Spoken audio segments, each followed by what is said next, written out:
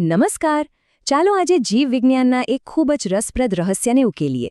એવો તો કેવો જનેનિક કોડ છે જે નક્કી કરે છે કે કોઈ સજીવ નર બનશે કે માદા. અને એટલું જ નહીં, આપણે એ પણ જોવાના છીએ કે જ્યારે આ કોડમાં સહેજ પણ ગડબડ થાય તો એનાથી કેવા કેવા ફેરફારો થઈ શકે છે.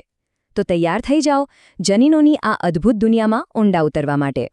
તો આપણું સૌથી મૂળભૂત સવાલ એ છે કે આ બધી જટિલતા પાછળનું કારણ શું છે? એવી કઈ છુપાયેલી બ્લુપ્રિન્ટ છે જે કોઈ જીવને નર અને બીજાને માદા બનાવે છે?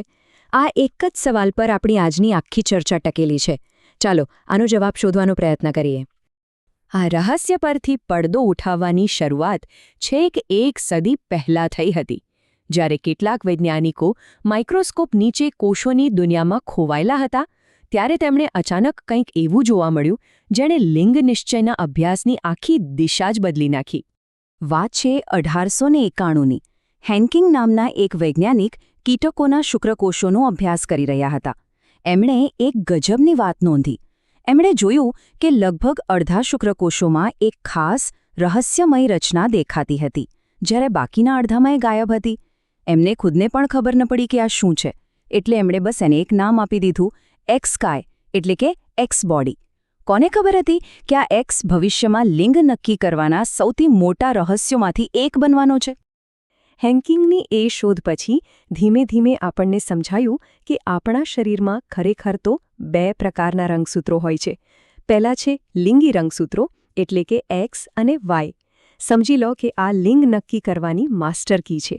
અને બીજા છે દૈહિક રંગસૂત્રો, જે શરીરના બાકીના બધા જ ગુણધર્મો, જેમ કે આપણી ઊંચાઈ, આંખોનો રંગ, આ બધું નક્કી કરે છે. હવે જો મનુષ્યની વાત કરીએ તો આ ગણિત એકદમ સીધું સાધું છે. માદાના શરીરમાં બે સરખા એક્સ રંગસૂત્રો હોય છે, એટલે કે એક્સ એક્સ. આથી એમના બધા જ અંડકોષોમાં ફક્ત એક્સ રંગસૂત્ર જ હોય છે. પણ નર પાસે એક એક્સ અને એક નાનકડું વાય રંગસૂત્ર હોય છે. એટલે એમના શુક્રકોષો બે પ્રકારના બને છે, અડધા એક્સવાળા અને અડધા વાયવાળા. તો આનો સીધો મતલબ એ થયો કે બાળકનું લિંગ માતા પર નહીં પણ પિતાના કયા પ્રકારના શુક્રકોષનું ફલન થાય છે તેના પર આધાર રાખે છે. પણ શું આપણે માની લેવું જોઈએ કે પ્રકૃતિમાં દરેક જગ્યાએ બસ આ એક જ નિયમ ચાલે છે? ના, બિલકુલ નહીં. પ્રાણી જગત તો લિંગ નક્કી કરવાની અવનવી અને વિચિત્ર પદ્ધતિઓથી ભરેલું પડ્યું છે. ચાલો એના કેટલાક મજેદાર ઉદાહરણો જોઈએ. દાખલા તરીકે તીતી ઘોડાને જુઓ. એના નર પાસે તો વાય રંગસૂત્ર જેવી કોઈ ચીજ જ નથી હોતી. માદા તો એક્સ એક્સ જ હોય છે, પણ નર પાસે ફક્ત એક જ એક્સ રંગસૂત્ર હોય છે, એટલે કે એ એક્સઓ કહેવાય. અહીં વાયની હાજરી નહીં પણ એની ગેરહાજરી જ નર હોવાની ઓળખ છે. અને હવે સાંભળો એકદમ ઉલટી વાત.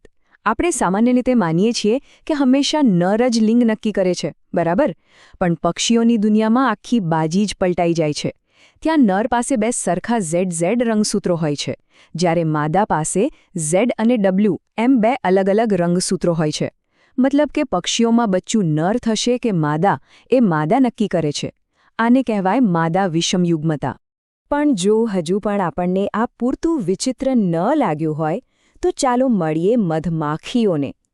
એમની દુનિયામાં તો લિંગ નક્કી કરવા માટે એક્સ, વાય, ઝેડ કે ડબલ્યુ જેવા કોઈ અક્ષરોનો ખેલ જ નથી. અહીં તો બધો જ આધાર રંગસૂત્રોની સંખ્યા પર છે. આ અનોખી સિસ્ટમનું નામ છે એકલિંગી દ્વિલિંગી અથવા કહો કે હેપ્લોડિપ્લોઇડી. નામ થોડું અઘરું લાગે પણ એનો કોન્સેપ્ટ એકદમ સરળ છે. લિંગ એ વાત પરથી નક્કી થાય છે કે જીવ પાસે રંગસૂત્રોનો એક સેટ છે કે પછી બે. જે નર મધમાખી હોય છે, જેને ડ્રોન પણ કહેવાય છે, એ એવા ઈંડામાંથી જન્મે છે જેનું ફલન થયું જ નથી. એટલે એને વારસામાં રંગસૂત્રોનો માત્ર એક જ સેટ મળે છે. એની પાસે કુલ 16 રંગસૂત્રો હોય છે, એટલે કે તે હેપ્લોઇડ છે. અને બીજી બાજુ જે માદા મધમાખીઓ છે, પછી ભલે એ રાણી હોય કે કામદાર, એ બધા ફલિત ઈંડામાંથી જ જન્મે છે. આથી એમની પાસે રંગસૂત્રોના બે સેટ હોય છે, એક માતા તરફથી અને એક પિતા તરફથી. એમની પાસે કુલ 32 રંગસૂત્રો હોય છે, એટલે કે તે ડિપ્લોઇડ છે. ખરેખર કમાલની વાત છે ને? અત્યાર સુધી આપણે એ જોયું કે આ જનીનિક કોડ કેટલી ચોકસાઈથી કામ કરે છે. પણ શું થાય જ્યારે આ એકદમ પરફેક્ટ સિસ્ટમમાં કોઈ નાનકડી ભૂલ થઈ જાય તો? ત્યારે જે સર્જાય છે તેને આપણે વિકૃતિ કહીએ છીએ. ચાલો સમજીએ કે આ વિકૃતિ આખિર છે શું.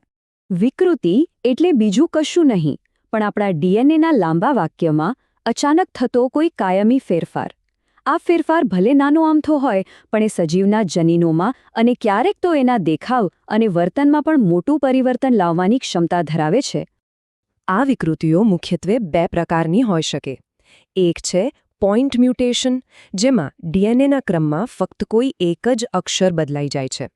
અને બીજી છે ફ્રેમ શિફ્ટ મ્યુટેશન, જે વધુ ગંભીર પરિણામ લાવી શકે છે. આમાં શું થાય કે ડીએનએના ક્રમમાં કાં તો કોઈ નવો અક્ષર ઉમેરાઈ જાય અથવા કોઈ જૂનો અક્ષર નીકળી જાય. ફ્રેમ શિફ્ટની અસર સમજવા માટે આ એકદમ સરળ ઉદાહરણ જુઓ. માની લો કે આપણું જેનેટિક વાક્ય છે રેમ હેઝ રેડ કેપ. હવે કલ્પના કરો કે આપણે એમાંથી ભૂલથી ફક્ત એક અક્ષર આર કાઢી નાખીએ, તો શું થશે? આખું વાક્ય આગળથી ખોટી રીતે વંચાશે અને એ બની જશે MHASREDCAP, જેનો કોઈ મતલબ જ નથી. બસ આવું જ કંઈક આપણા ડીએનએ સાથે થાય છે. એક અક્ષરની ભૂલ આખા જેનેટિક સંદેશનો અર્થ જ બદલી નાખે છે. તો પછી સવાલ એ થાય કે આપણે આ જેનેટિક લક્ષણો અને વિકૃતિઓનો પેઢી દર પેઢી અભ્યાસ કેવી રીતે કરી શકીએ? શું એવી કોઈ રીત છે જેનાથી આપણે કોઈ પરિવારના જેનેટિક ઇતિહાસના પાના ઉથલાવી શકીએ? હા, બિલકુલ છે. અને એ માટે વૈજ્ઞાનિકોએ એક બહુ જ પાવરફુલ ટૂલ વાપરે છે, વંશાવળી પૃથક્કરણ. વંશાવળી પૃથક્કરણ એ એક ખાસ પ્રકારનો ફેમિલી ટ્રીટ છે, જે કોઈ ચોક્કસ લક્ષણ કે રોગ પેઢી દર પેઢી કેવી રીતે વારસામાં ઉતરે છે એ બતાવે છે. આને વાંચવા માટે કેટલાક સિમ્બોલ વપરાય છે, જેમ કે ચોરસ એટલે પુરુષ, ગોળ એટલે સ્ત્રી, અને જો કોઈ સિમ્બોલ રંગીન હોય તો સમજવાનું કે તે વ્યક્તિ તે લક્ષણથી પ્રભાવિત છે. આ સંકેતો આપણને કોઈપણ પરિવારની છુપાયેલી જનનિક વાર્તા સમજવામાં મદદ કરે છે. આ પદ્ધતિ માત્ર જાણવા ખાતર નથી, પણ એનો વ્યાવહારિક ઉપયોગ પણ ઘણો છે. આનાથી આપણે એ જાણી શકીએ છીએ કે કોઈ રોગ વારસાગત છે કે નહીં, એ પરિવારમાં કઈ રીતે ફેલાય છે, અને સૌથી અગત્યનું, ભવિષ્યની પેઢીમાં એ રોગ થવાની સંભાવના કેટલી છે. આ જ જેનેટિક કાઉન્સેલિંગનો મુખ્ય આધાર છે. અને આ બધી ચર્ચા આપણને એક બહુ મોટા અને ગહન પ્રશ્ન પર લાવીને મૂકી દે છે. જો આપણે વંશાવળી પૃથક્કરણ જેવી ટેકનિકથી આપણા જેનેટિક ભૂતકાળને આટલી ચોકસાઈથી વાંચી શકીએ છીએ, તો આ જ્ઞાન આપણા ભવિષ્ય માટે શું સૂચવે છે? આપણા સ્વાસ્થ્ય અને આપણી આવનારી પેઢીઓ માટે આના કેવા પરિણામો હોઈ શકે છે? આ વિચાર સાથે જ આપણે ફરી મળીશું.